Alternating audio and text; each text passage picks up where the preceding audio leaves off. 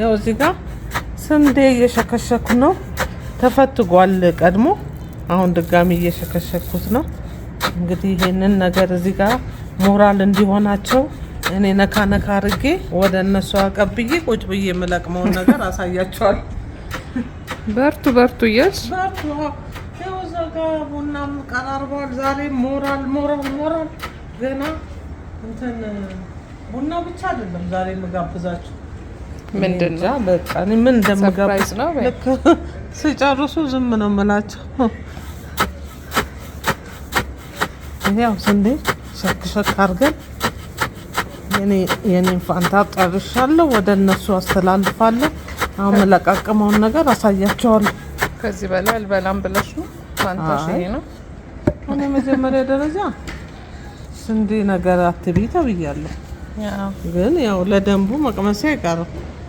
ሲያምር ግን ይሄ ደረጃ አለው እንደ አንደኛ ሁለተኛ ስንዴው ገዛ። አዎ አይነት አላቸው ስንዴዎች። ይሄ በጣም ቆንጆ ስንዴ ነው። ቀድመን ፈትገነዋል።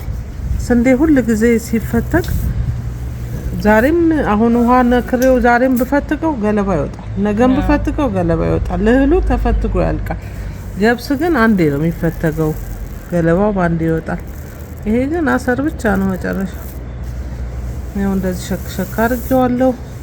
ከዛ ገለባውን አበጥሬ አምስት አድርጌ ያሳያቸዋለሁ። ግን አሁን ይሄ የሚፈትጉት የሚሸከሽኩትን ሰዎች አሰማርቻለሁ። እኔ ሌላ ሰራለኝ። እዛ ጋር ቁጭ ብዬ የመለቃቀመው አሳያቸዋለሁኝ። እዛ ስንዴውን እያስፈተግኩ ነው። ገብሱም ቀድመን ገዝተን ፈትገነው ነበረ። ይኸው ለገንፎ እንደሚስማማ ያህል ከቆሎም ያልበሰለ ከበሶም እህል ያልበሰለ መለስ ያለ ነው አምስት ያደረግነው። ብናሳያቸው ጥሩ ነበር። አሁን ነው ሀሳቡ ይመጣልን። ለዛ ነው እንጂ የሚፈልግ ሰው አይጠፋም ነበር። አሰራሩ እሱ ይፈተጋል።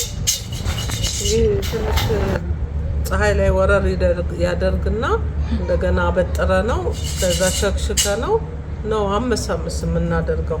አሁን እየለቀምኩ ያለሁት ግማሹ እሳት የበዛበት አለ አይደለም? እንደሱ አይነቱን ነው እኔ እሱ አይፈለግም።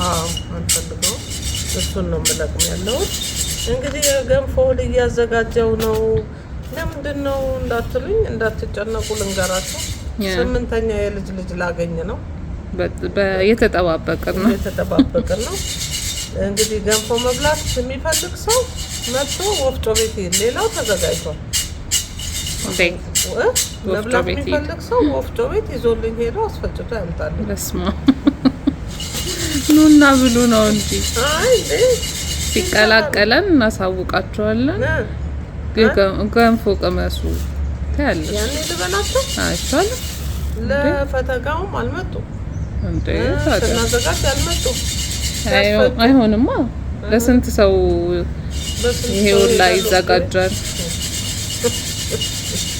ኧረ ተከራካሪ አትጡ።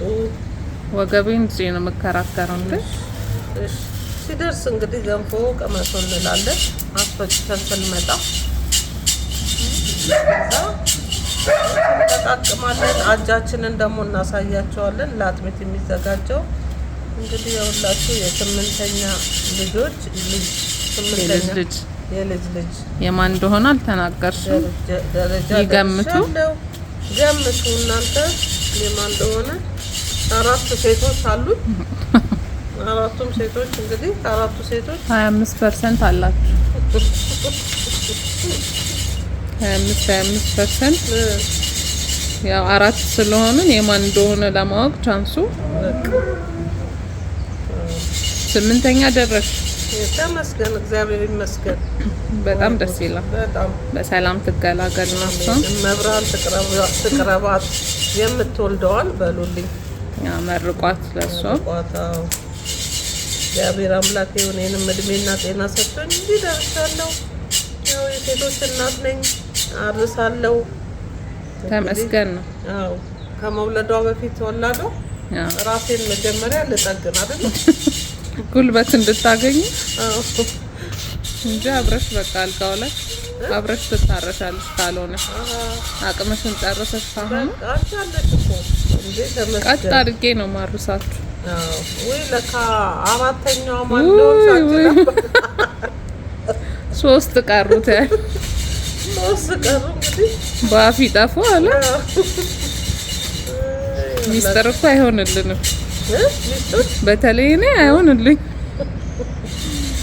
የገመተ መቶ ገንፎ ይበላል እንዴ? ኧረ እኔ ገምቶ የሚያወቀም የለ መጥቼ ልብላ ያለ በሙሉ መቶ መብላት ይችላል። መቶ ልጠይቅ ካለ በደስታ ቤተሰብ አይደሉ እንዴ? የኢትዮጵያ ቤተሰቦቻችን ፈልጉ ከውጭ ድረስ ነው ያም ያላችሁ ከክፍለ ሀገር እንቀበላለን። እኛ መኝታ ቸገረንም መሬት አንጥፈን እናስተናግዳለን።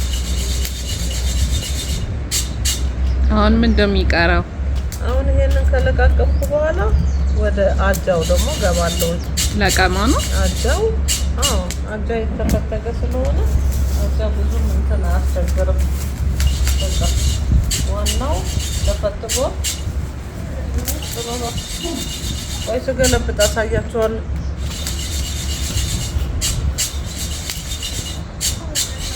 ያው ስንዴያችን ደርቋል። ቅድም ስንሸከሽከው የነበረው አሁን እንጀራ ጋግረን በሰማ ምጣድ ሰምቶ በቀዘቀዘ ማለት ነው። አምስት እያደረግነው ነው። በቃ እንደዚህ አድርገን በቆሏችንንም እንደዚሁ አመሳ አድርገን አንድ ላይ ደባልቀን እንግዲህ አጃው ነው የቀረን። አጃውን እየለቃቀምን ነው። እሱንም እንደዚሁ አምስት እናደርገዋለን። ልክ እንደዚህ ማለት ነው። አጃውንም ትንሽ ሞቅ እኛ ስናዘጋጅ አጃውን ብቻ ነው የምናዘጋጀው። ሌላው ሰው ምጥን ምናምን ማድረግ ይፈልጋል። እኔ ግን እንደዚህ ነው። የኔ ደግሞ የገንፎውን በቆሎ ስንዴና እንትን ገብስ አሁን ለ10 ኪሎ ገብስ 1 ተኩል ለ7 ኪሎ ገብስ 1 ተኩል ስንዴ 1 ተኩል በቆሎ ነው የምናደርገው። አንድ ላይ 10 ኪሎ እንዲሆን። የኛ ግን ያው ጨመር ያለ ስለሆነ መጠኑን እንድታውቁት ብዬ ነው።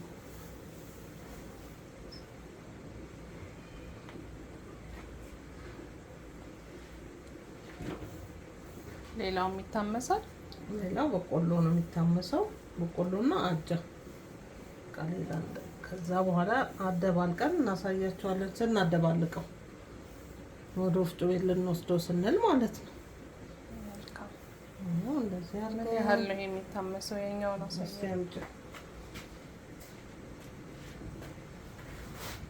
ይሄን ያህል ነው። በቃ ልዩነቱ ትንሽ ቡኒ ነገር ሆኗል። ያን ነው ነጣ ያለ። ከዛ ገንፎ ሲሰራ በቃ ብዙም እንትን አይፈልግም።